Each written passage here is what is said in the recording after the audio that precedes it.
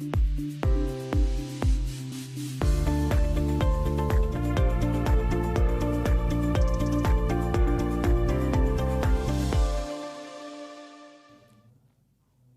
muito boa tarde, seja bem-vindo ao novo canal, seja bem-vindo a mais um programa de Tempo de Saúde, o programa que lhe leva até si dicas de saúde, tudo o que está relacionado com esta grande área. Como sempre temos na nossa companhia Dr. Dinis Carmo. Boa tarde, doutor. Olá, Fátima, boa tarde também aos telespectadores. Sempre bem disposto e preparado para trazer coisas novas aqui ao Tempo de Saúde. Pelo menos bem disposto, faço por isso.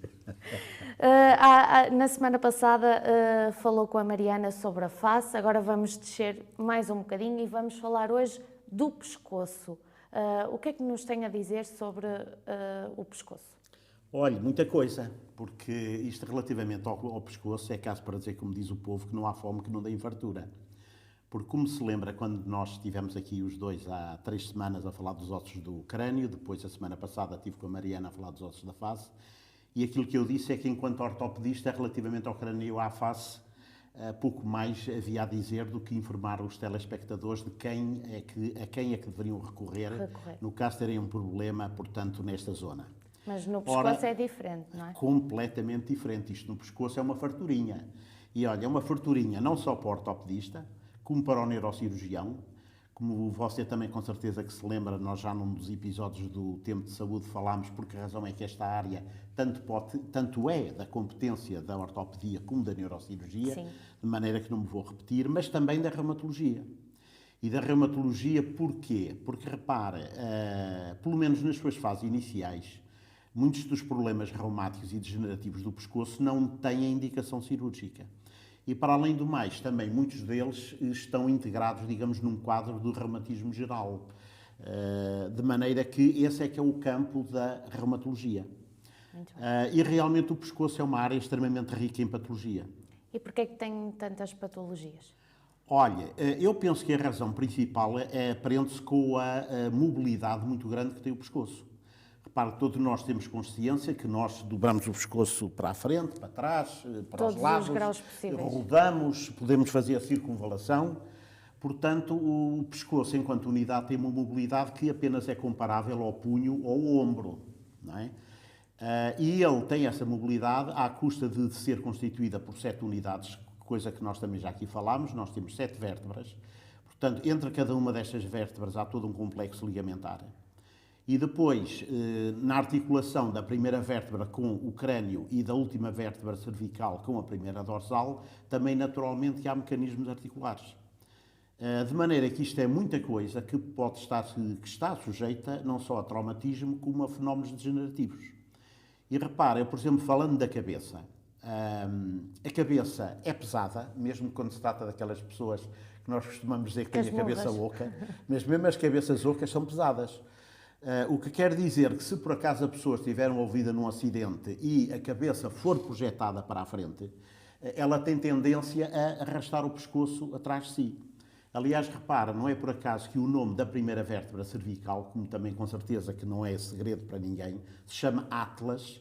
E Atlas porquê? Porque Atlas era o nome do grego, da mitologia grega, que sustentava, portanto, a terra nos seus ombros. Ou seja, a terra não caía porque estava assente nos ombros do Atlas. Aquilo que nunca ninguém explicou é se o Atlas sustentava a terra, o que é que sustentava o Atlas. O Atlas. Mas isso aí é outra conversa. A gravidade. Ora bem, pelo contrário, nós no final do pescoço, ou seja, da região cervical, temos uma transição, portanto, da coluna cervical para a coluna dorsal. A coluna dorsal, ao contrário da cervical, para todos os efeitos práticos, praticamente não tem mobilidade nenhuma. De maneira que nós temos aqui uma zona de transição, uma zona de stress entre, como eu disse, a última vértebra cervical e a primeira dorsal, onde realmente, portanto, há uma transição de uma zona muito móvel para uma outra quase imóvel, o que, portanto, predispõe, portanto, também a problemas como sejam luxações, fraturas, etc. E por falar em fraturas, portanto, a patologia do pescoço pode ser dividida em 2 grandes grupos, que são as causas traumáticas e as causas degenerativas ou reumatismais. E eu, no caso do pescoço, faço questão de começar por falar nas causas traumáticas. E porquê? Porque, repara... Que são acidentes, não é? Que se possam ter. Exatamente, e não é só o facto de haver os acidentes, é que repara que as lesões do pescoço têm um potencial enorme para uma grande morbilidade, até mesmo mortalidade. Sim. Quer dizer, a pessoa que faça realmente uma fratura ou que faça uma luxação do pescoço pode ter morte imediata. E se não tem morte imediata, está sujeito a acontecer-lhe uma coisa que, no meu entender, é pior que a morte, e que é ficar paralisada desde a zona do acidente do pescoço para baixo. Ou seja, a pessoa pode ficar tetraplégica ou paraplégica para o resto dos dias da sua vida.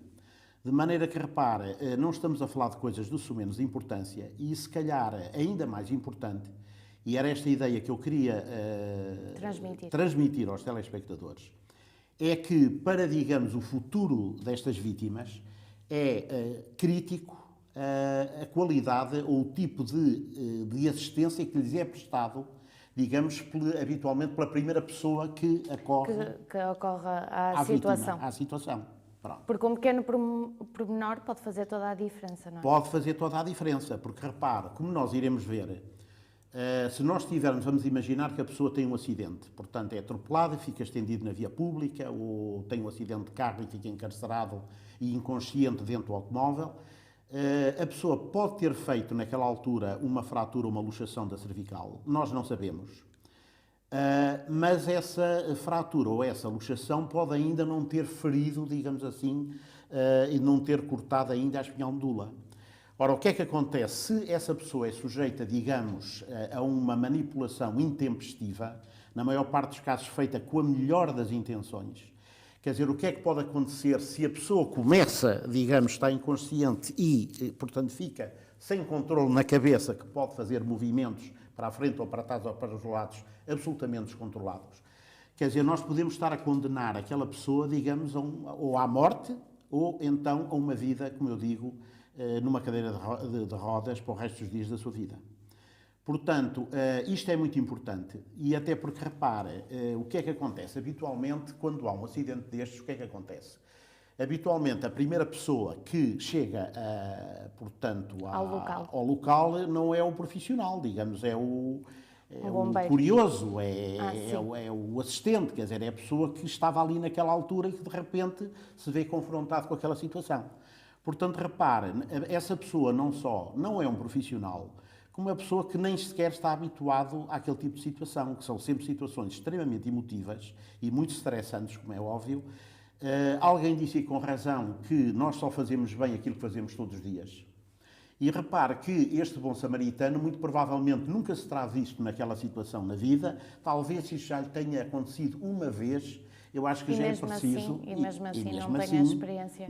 Não tem experiência. Eu acho que é preciso muito azar para a pessoa 3 vezes seguidas, ou 4, a menos que seja um profissional do INEM, mas isso estamos a falar, evidentemente, de uma coisa completamente diferente. Como eu estava a dizer, acho que já é preciso a pessoa ter um bocado de azar na vida para se ver confrontada mais que 1 ou 2 vezes com uma situação desta natureza. De maneira que, pode-me perguntar... O conselho a deixar é mesmo, se alguém se vir nessa situação, recorrer aos profissionais de saúde e aguardar, por mais que o momento seja de stress, de pânico, de tensão. Sim, exatamente. Porque às vezes o remédio... Exatamente, pronto, lá está, porque, olha, eu nesta era dos telemóveis, eu acho que, se calhar, a melhor coisa que a maior parte das pessoas podem fazer na maior parte destas situações é, antes de começar a tirar fotografias para mandar para o Instagram, é ligar para o telefonar 112. Para o 112, chamar o INEM e, pacientemente e com muita calma e serenidade, aguardar pelos profissionais. É claro que eu sei que isto é difícil, isto são situações muito emotivas, nós somos latinos. Eu, aliás, se quiser, posso-lhe até contar uma experiência pessoal que ilustra muito bem este ponto de vista, e que foi a seguinte: sabe que eu tenho carta de condução há mais de 50 anos, e nestes 50 anos aconteceu-me uma vez, há cerca de 4 ou 5 anos, penso eu, atropelar uma pessoa. Sabe que eu, ironicamente, eu até tinha acabado de sair da clínica onde trato a maior parte dos meus doentes, que é o Hospital Santa Maria no Porto, na Rua de Camões. E, portanto, eu saí, virei à esquerda e 50 metros abaixo há um cruzamento com semáforos Isto foi de inverno e já seriam umas 9h30 da noite, portanto estava francamente escuro. Portanto, eu parei quando o sinal mudou para verde, eu vou a virar para a esquerda e, olha, eu só ouvi um grito, tive, digamos, aquela sensação de sentir, digamos, um embate, digamos, na carroceria do automóvel. Eu não vi ninguém, claro que parei imediatamente, saí do carro e vejo uma jovem senhora deitada ou estendida à frente do meu carro, à frente no chão. Portanto, eu confesso-lhe que nem a vi. Ela provavelmente, apesar do carro ser branco, também não terá visto o carro. Sei que as coisas acontecem e aconteceu. De maneira que eu naturalmente dirigi-me à senhora e disse, olha, tenha calma, por favor, olha, eu sou médico. Ao que a vítima me respondeu, e eu também. Portanto, estava em boas mãos. Mas repare, eu tinha ali 2 médicos logo ali na situação do acidente. De maneira que eu perguntei-lhe, disse, olha, mas está bem, sente-se bem, dói-lhe alguma coisa, como é que está? É claro que, como vocês sabem que também é habitual nestas situações, apesar de, como eu digo, isto ser à noite, deviam ser umas 9h30 da noite, apesar de ser noite, está frio, etc., aquilo numa questão de segundos já estava uma pequena multidão ali à volta daquela situação. E dentro dessa multidão estava lá um grupo de jovens adultos, e entre eles um jovem alto, forte e espadaúdo, que provavelmente escandalizado pelo facto de eu não fazer nada pela senhora, portanto eu estava pura e simplesmente sentado ou ajoelhado ao pé dela, realmente a fazer-lhe umas perguntas, aparece intempestivamente, logo a querer levantar a moça e pô-la de pé, não sei o que mais. E eu, na altura, pus-lhe a mão no braço e disse, olha, desculpe, eu sou médico, esta senhora é médica, peço-lhe, por favor, não interfira, não faça nada que já ajuda muito. Pronto, eu se calhar não deveria ter dito isto, mas como compreendo, nestas alturas a gente não mede as palavras, não é? De maneira que, repara, isto deu logo origem a toda uma série de intempéries, até o nome da minha mãe foi chamado para ali não sei quantas vezes. Eu estava a ver que ninguém se tinha aleijado no acidente, porque felizmente foi o caso, aquilo foi mais a emoção do que outra coisa. Sim. Eu vinha muito devagar, portanto estava a iniciar a marcha, a virar de direção, e estava a ver que ninguém se aleijava no acidente e ia se aleijar no pós-acidente. De maneira que, eu sei que, como eu digo, isto são situações muito emotivas, mas que convém as pessoas manterem a calma e, como eu digo, na dúvida, não fazerem nada. Olha... E passando então, não sei se quer passar para as degenerativas. Não, ainda continuar não. Eu quero falar de uma coisa, também não. É que eu, antes de terminarmos, quero falar de uma coisa muito importante, porque, como sabe, costuma-se dizer que não há regra sem exceção. E eu quero falar de quais são as exceções, que são muito importantes, que se podem e se devem fazer a esta regra do não fazer nada. Olha, se calhar, e apesar de eu não ser, digamos, da Brigada de Trânsito, mas se calhar a primeira coisa que se pode e que se deve fazer perante um acidente é assinalar devidamente o acidente. E eu, como digo... Mas isso todos nós deveríamos saber fazer, não é? Pois, deveríamos saber, só que não fazemos.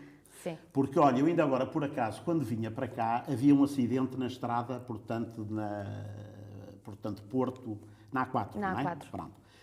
Nada de especial, dá-me a ideia que deve ter sido um pneu que rebentou, estava um carro fora de sítio, não sei o quê. Bem, o senhor tinha colocado o triângulo, se calhar a 1 metro da traseira do automóvel. Da distância do carro. Quando eu realmente já tirei a carta, como disse, há muito tempo, mas eu penso que na altura em que tirei a carta dizia-se que o triângulo devia ficar, acho que era a 30 metros. Sim, ou 30 ou 15, também não tenho ou bem a certeza 30, e tirei há pouco tempo. Eu até dou de barato que sejam 10. Agora, atrás da matrícula do automóvel é que não. Sim. Pronto. Outra coisa que também se deve fazer, se por acaso a vítima estiver em situação de risco, e o que é que eu quero dizer com isto? Vamos imaginar que é uma pessoa que é atropelada e, ao ser atropelada, é projetada para a outra faixa da rodagem e fica inconsciente em cima da estrada. Portanto, é evidente que esta pessoa corre um risco muito apreciável de ser reatropelada por alguém que inadvertidamente possa vir do lado esquerdo. Portanto, aí há que retirar a vítima daquela situação o mais depressa possível. Agora, como é que isso se deve fazer? Não é levantar a pessoa, não é querer-lhe pegar pelos ombros, ou pegar como quem pega num saco de batatas, se, digamos, os bons samaritanos, em vez de um foram 2, um pega pelos pés, outro pega pelos ombros, porque isso, como eu digo, pode levar realmente a cabeça a ser projetada para trás. Aquilo que se deve fazer é, sem levantar a pessoa da estrada, arrastá-la pelos pés até a uma zona de relativa segurança. Mas isso não vai fazer com que a pessoa... Eu estou a imaginar neste momento essa imagem, isso não vai fazer com que a pessoa se magoe, não é? Mas... Olha, é capaz de lhe arranjar uns arranhões na pele, possivelmente até na cara. E na cabeça.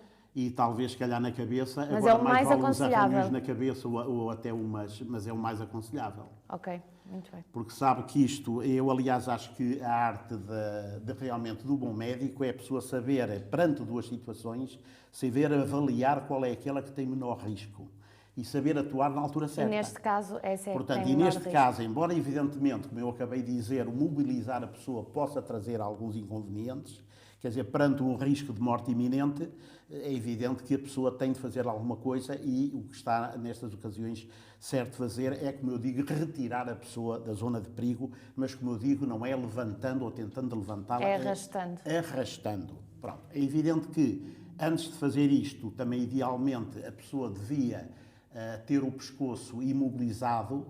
Isso pode-se fazer, digamos, com alguns truques, com algumas manobras caseiras, mas isso sim falaremos na próxima semana. Na próxima semana.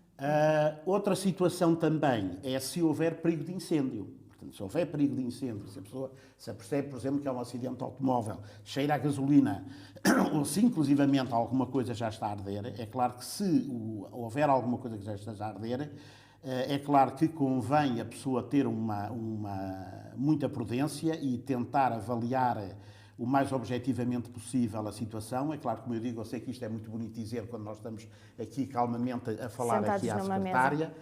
porque é evidente que isto mais vale haver uma vítima do que duas ou três, não é? Claro. Mas pronto, dentro da medida do possível, nós devemos tentar retirar a vítima do local de perigo. E outra situação que também exige intervenção imediata é se a pessoa tiver uma hemorragia aguda.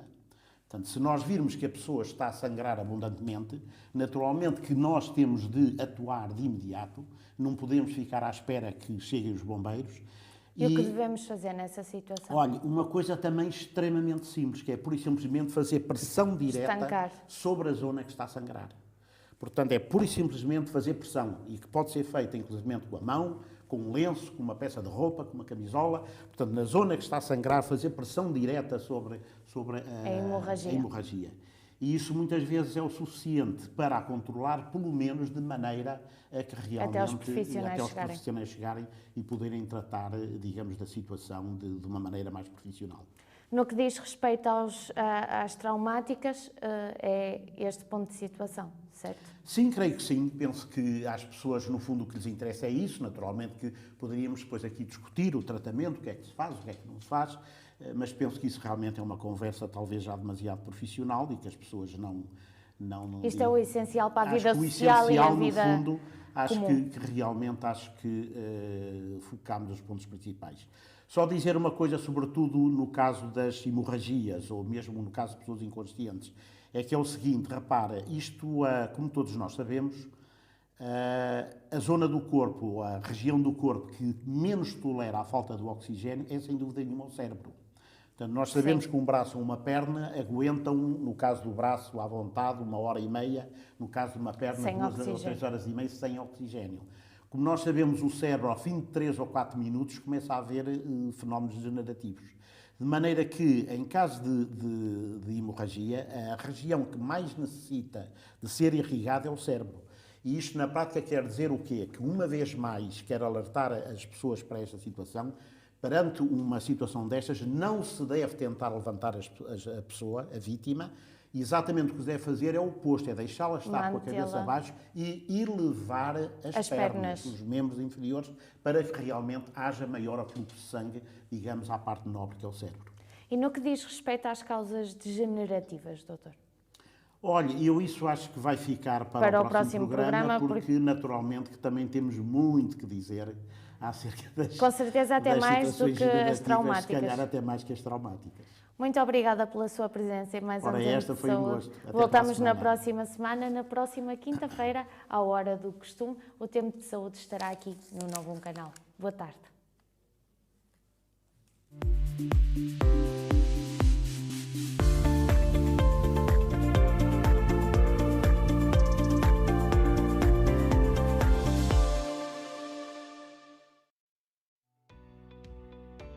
Novo Canal. sempre Novon, sempre seu.